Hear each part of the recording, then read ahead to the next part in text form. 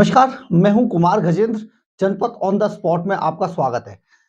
जो आम आदमी पार्टी की जो मंत्री हैं आतिशी मार्लेनो, ईडी उन पर कार्रवाई कर सकती है, क्योंकि उन्होंने जिस तरीके से प्रेस कॉन्फ्रेंस करके ईडी पर आरोप लगाए हैं सीसीटीवी फुटेज से ऑडियो डिलीट करने के, ये सचमुच बेहद गंभीर गंभीर मामला होता जा रहा है और ईडी ने इसे बहुत गंभीरता से लिया है। ईडी की तरफ से ईडी के जो विश्वस्त सूत्र है हमारे, वो बता रहे हैं कि ईडी अब आतिशी पर कार्रवाई करने के लिए तैयार है, क्योंकि इससे ईडी की छवि को धक्का लगा है।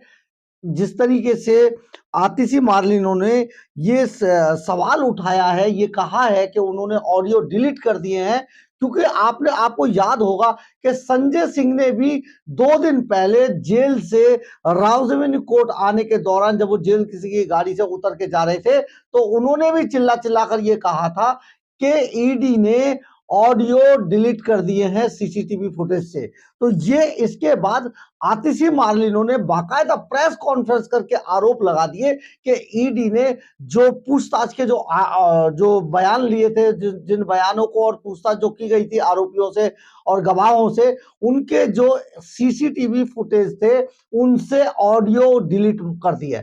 ये बहुत गंभीर मामला था और ईडी ने इसे बहुत ही गंभीरता से लिया है और ईडी ने कहा है इस बात के लिए अभी सलाह ली जा रही है आतिशी मार्लिनो पर, इसके लिए कार्रवाई हो सकती है, क्योंकि उन्होंने गंभीर और झूठे और गंभीर आरोप लगाकर ईडी की छवि को झटका लग दिया है। ये बड़ा मामला है। जो ईडी के शीर्ष सूत्र बताते हैं, दिल्ली की मंत्री और आम आदमी पार्टी के वरिष्ठ नेता आतिशी द्वारा ईडी पर लगाए गए आरोपों को एकदम गलत बताया। दरअसल आज आतिशी ने प्रेस कॉन्फ्रेंस कर ईडी पर कई गंभीर आरोप लगाए थे। उन्होंने कहा था कि ईडी के शीर्ष सूत्र ने जो कहा, आरोपी व्यक्तियों के सीसीटीवी फुटेज हटाने के संबंध में ईडी पर आरोप लगाए थे।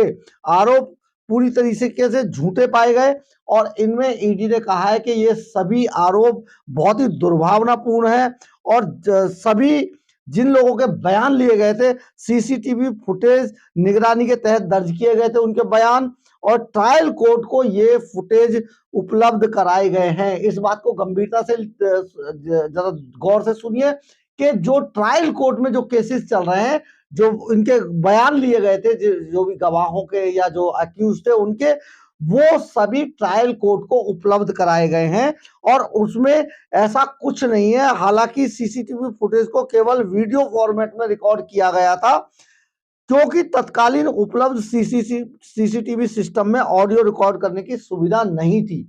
यानी कि ये ईडी ने कहा है कि क्योंकि वहां पर ये सुविधा नहीं थी, इसलिए उनके जो बयान दर्ज किए गए थे वो सीसीटीवी और सिर्फ वीडियो फुटेज में दर्ज किए गए थे, उनमें ऑडियो की उस टाइम पे सुविधा नहीं थी। ये ईडी ने अपने बयानों में कहा है।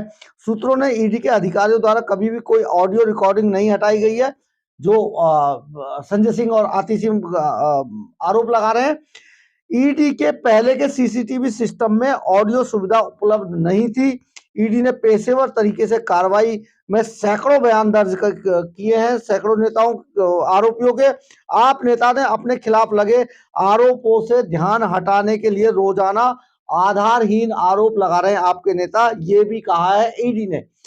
अक्टूबर 2023 में ईडी कार्यालय में सीसीटीवी सिस्टम को नई सुविधाओं और ज्यादा स्टोरेज के साथ अत्याधुनिक बनाया गया, जिससे पूछताछ की ऑडियो रिकॉर्डिंग भी होती है। इसके बाद संजय सिंह सहित सभी आरोपियों से ऑडियो वीडियो के द्वारा फॉर्मेट के द्वारा में पूछताछ की गई।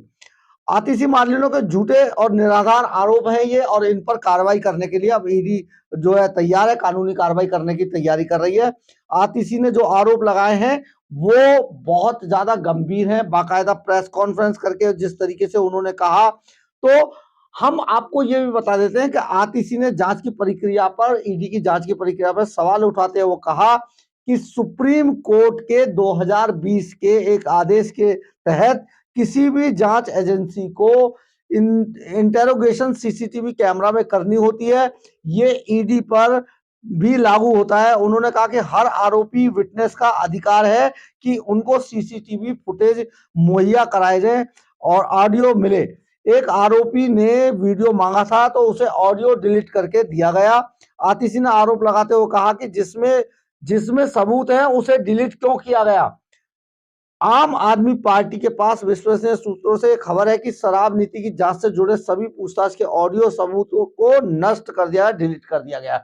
ये आरोप आतिशी ने लगाए ईडी पर।